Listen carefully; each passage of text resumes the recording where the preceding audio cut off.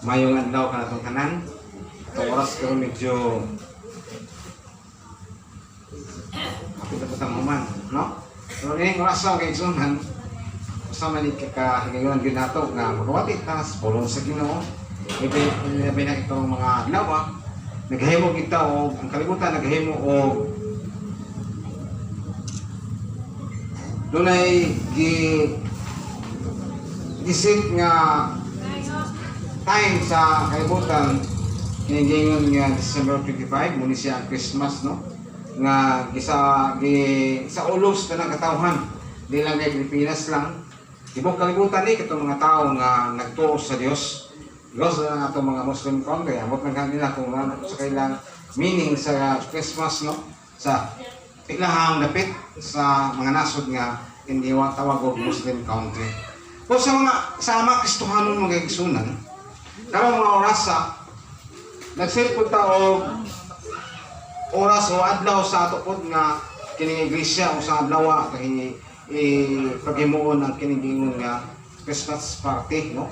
Although sa naon kay mga kanto gipaabot yun sa sa kanato mo atong Christmas ang napaisa, no? Nga matawag nato nga isa sa mga kalingawan at gihimo nato nga pagpasabot may tungod sa pagsaulog pod sa ato ang tinuig nga buluhaton sa ato pod nga iglesia. So kung oras sa mga igsunan maminaw na putas pulong sa Ginoo, no? Mamani siya sa atong basihan gyud may tungod sa pulong sa Dios mo kini siya sa atong matagamtaman o madungog nga diin sa taas na nga panahon, no? Nga kining panahon sa Christmas matag simbahan nagasaulog niini nga mga buluhaton o kay ilang pasidunggan o ilahang himayaon ang Dios sa pagpakatao sa Dios dinhi sa kalibutan, no? Mga sa matag simbahan adto na pa yung nakalaya nga mga pagtulunan nga makuha na to kahulugan makuha to pagsamot nga din mo dinhi ang tinuod nga giingon diha nga Christmas, no? Christmas, no? Sa itong kinabuhi ko ng igsunan muna sa ang panahon po nga makakonsentrate na puntas pagminaw sa pulong sa Ginoo at least mabalik o ma-remind kita o ato mahinduman kung sa gayon ang ato nadungog sa unang panahon unang nga magwawali o mahitungod sa Ginoo diyan nga Christmas, no? Sa itong kinabuhi ko ng igsunan siguro ngayon pa sa mong pugulingon nga ala bago ko man ako nadungog di ba ka sa una ko man ang panahon nadungog na po ng mensahe at least, no? Nga kalingon na to na-review o na-remind na to ipag-remind ka na to at least mapukaw ta o mahatog yung mahatagan na to o paglikon ang atong kagulingon nga wow kanindot sa kiningingon nga Christmas, no? Christmas, no? Ang purpose pa ini mo, no? Ang katuyuan sa Dios kuno ang ipakatao dinis kalibutan ang ato ang Dios nga mo si Jesus Christ, no?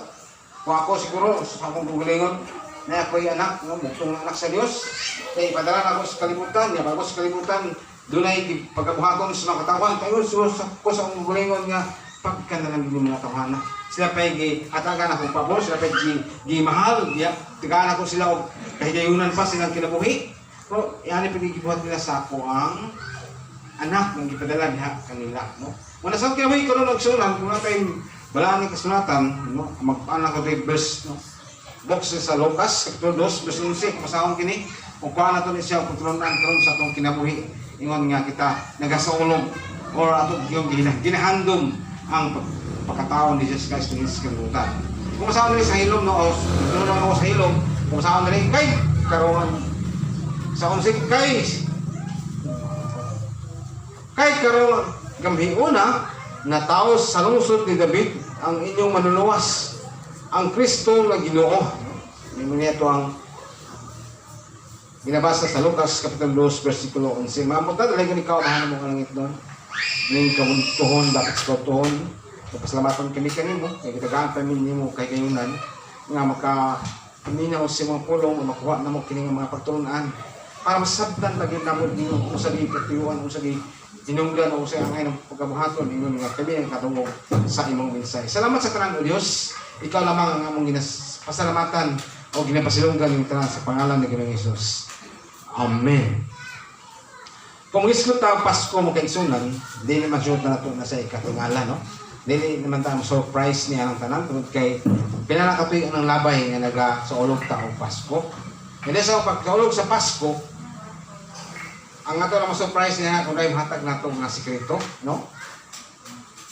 Siguro sa ato karon nga panahon na natay mo na history mo yun sa mga brad, sir, ihatag na ko sa mga wa niyo ni mas mahibalong sugad pasukad pero karon gyud na ako nagihatag kanimo, no? Muna sa kinabuhi karon mga isunan, isa man sa atong gihandom o nagsaulog ta sa atong hingkan nga birth ang Jesus Christ, the birthday kan si Jesus Christ. Kaya yung nas nagkukulingan nga, hindi na nagkakangay pahanduman, no? Sige nung daan na og kadungog, sige nung tagbalik-balik ang nagkadungog, pero nimot kayo mag-isunan, doon kay sa matag hiskop na ito nini, doon tayo mga pagtulungan na makuha nini para sa tuwang kinabuhi, no? Nasa ito karon nga pag kinabuhi karon mag-isunan, siguro dili matingala ka, ka. O mingon naman kasi magkulingon nga, nanad naman kuhan, sige katingala. Pero ang kulang lang nato kay isunan, kung wala nato hatagi o pagtagad, ang gipaabot, pasabot sa Diyos, ay ang ipakita sa Diyos ang iyang ipaabot nga tus makatawhan, no? Kung nga kini nga mensahe karon magkaigsunan sa kapangutana nga what God gives His children for Christmas, no? Unsa ka ang gihatag sa Dios, no? Sa iyang mga katawhan sa panahon sa Pasko, man kayo oras lang kami Tagalog sa Christmas, ato lang kanaw Pasko, no? Ato ipasabot niya na. So sa imong kinabuhi karon kay sunan, imong sabton pag-ayo kana nga punto mo kay sunan. Dili kay ka na ma-surprise gyud sa imong kagulingon. Pero sa mga tao nga wala pa sila mahibalo o wala pa sila padungog nini mga puntuha, makaingon sila ha, anak ha, no? Pero nindot kayo ang mao mensahe nini para sa mga katawhan. Isa na ta nini nga naka benepisyo o isa na kanila nakaambit sa gihatag sa Dios nga sorpresa baka sa gihatag sa Dios nga nato mapabor ngano nga ang Dios gihatag niya ang iyang buktong anak tungod anang gusto niya nga ang mga katawhan may balik yun diha sa iyang pagdumala o sa iyang tiilan sa padya nga punto siyang kamot o siya pagkiliran siya baka atubangan, no? Unay gusto sa Dios nga ipaabot yun niya ang gasa para kanato. Muna ka sa itong pagwayon makaigsunan karon o sa itong pag-ayo, kung asa magining sugod kining ipasabot ni sa balang kasulatan nga nagpakita mangilog bati magitag gugma sa itong sikatao gawas sa mga bati nagugmas ng sikatao bati ng gugma kung gusto na ito siyang gamuon sa itong kauban sa kinabuhi, no? Kaya nga itong pagbangalagad karon makaigsunan siguro maging kasi mong kukulingon napakatoy pagbati sa Ginoo nini, no? So kapangutana siguro ka o di ba ka? Pag wala naman siguro, natural naman siguro na nga natay usay ito nas tong gibati ka sa hasong kasing-kasing, no? May kasi mo kulingon nga kung sa tong hunahon ang kamakigsunan, no?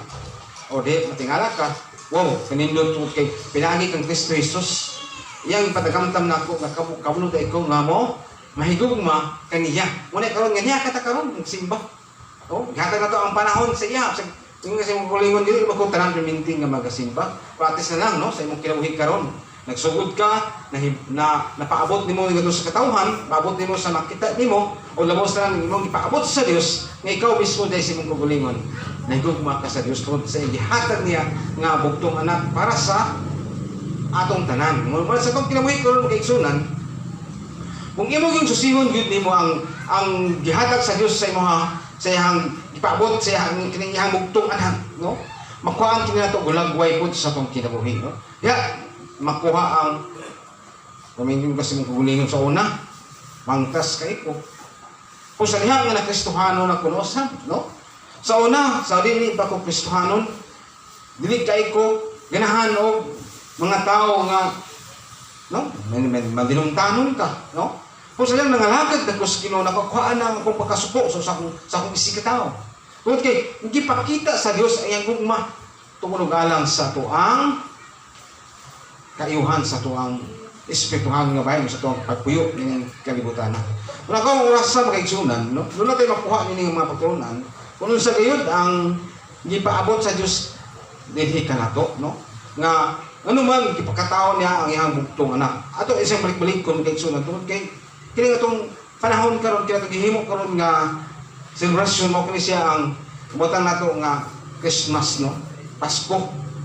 Sa mingon tas kagulingan nga karang panampulong kay familiar naman ako na pag hindi naman ko kahan binaw na, no? Kung kay makasabot naman jud ko niya na pero na mga something nga mga verses nini nga makapasabot makapasabot kanimo aron sa imong pag-ilag sa atong buhi nga Dios makaingon ka sa imong kagulingon wow nindot ay usag kito kabilihon ang gibuhat sa Dios nga gipadala niya ang iyang bugtong anak tungod alang sa kaluwasan sa makatawhan katumidawat kaniya kutumidot kaniya muto hinigiyuna nga nakita nako nga pagkanindot gyud ay no nay mga tao nga dili na sila makaingon ba nga ma-amaze sila sa mga mga panghitabo karon pero sa ito lang no sa ngadto samtang makaduog sila sa mensahe sa pulong sa Ginoo makaingon gila sila nga pagkanindot gyud ay layo nindot yung iyang purpose ngano nga gipadala ni Jesus Christ sa iyang bugtong anak dinhi sa kalibutan no o bitaw nga sa kinabuhi karon makaigsunan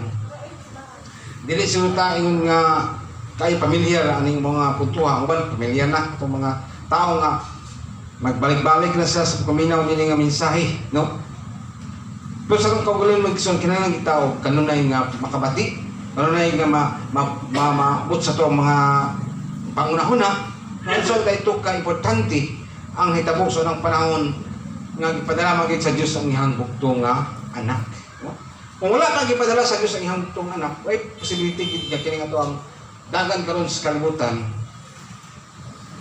mot na kana pa ba kay makabilin nga pinakaisog no o pinaka alawan ang tanan gid siguro mga matay tungod kay magpatay naman ang mga tao tungod kay wala may gipaabot o gipa hulagway o gipa pakita no dinis kalibutan mo Jesus Christ mo na mo amahan gipakita niya nga doon na gitay gugma sa usa no hindi kaway pa nimo yung mga pulong sa Ginoo nga tagay pa kikayunan kanimong kaaway no magawat ka kung gaano kayunan nimong kaaway nga gusto bigang nga mo na siyang no? Gusto nimong pakin na ako na atong tawana hindi na ako na gusto mong kabilin pa ni higala tungkol kay kapi kadautan ang yung gibuhat sa kuha pero si Jesus Christ no mo'y gigamit samahan aron kita mismo ngayong iyang mga katawhan mahibalo mo plastar sa ato ang pagkinabuhi nining kibutana. Wala ka punto itong pag-isgutan kay sunan. Kinigingon ba nga He gave His Son, no? He gave His Son our Savior. Muna itong ibasa niya sa Lucas 2 versikulo 11. No? Gihatag niya ang iyang anak, bugtong anak.